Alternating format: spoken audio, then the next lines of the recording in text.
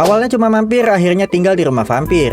Kenalin nih, namanya Akari yang lagi nyasar di tengah hutan. Dia kemari gara-gara temannya bilang kalau ada rumor tentang sosok wanita yang muncul di tengah malam. Ada juga yang bilang kalau sosok itu adalah boneka hidup yang wujudnya nggak pernah berubah dan tinggal di sebuah rumah gede. Karena penasaran, akhirnya Akari nyariin rumah itu. Tapi dia malah nyasar dan gak tahu jalan pulang karena nggak ada sinyal. Sampai akhirnya dia kaget karena ketemu cewek lain yang ada di sini. Tapi cewek itu bilang kalau dia cuma vampir yang kebetulan lewat. Dia nanyain Akari kenapa Akari bisa di sini. Ya udah, di situ Akari bilang kalau dia nyasar. Akhirnya si Akari diajak terbang sama vampir itu buat keluar dari hutan. Nah, pas terbang, Akari juga bilang kalau dia lagi nyari rumah yang ada di tengah hutan. Terus ditunjukin fotonya ke vampir itu. Ternyata itu rumah tempat tinggalnya si vampir, yang aslinya juga bukan di hutan ini, tapi ada di pinggiran kota. Ya udah, jadinya si Akari udah tahu kalau rumor tentang boneka hidup yang tinggal di rumah ini ternyata tempat tinggal cewek vampir yang namanya Sophie. Tapi bukannya takut, malah si Sophie yang merinding sama Akari gara-gara kelakuannya yang agak lain. Tapi karena Akari juga, Sophie ngerasa kalau rumah ini yang biasanya sepi jadi berasa rame karena sifatnya Akari yang energik. Jadinya dia nggak ada masalah sama kedatangan Akari.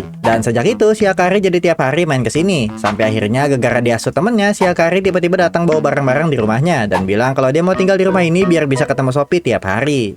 Judul animenya Tonari no Kyuketsuki-san dengan genre komedi, supernatural, cute girls doing cute things, dan vampir.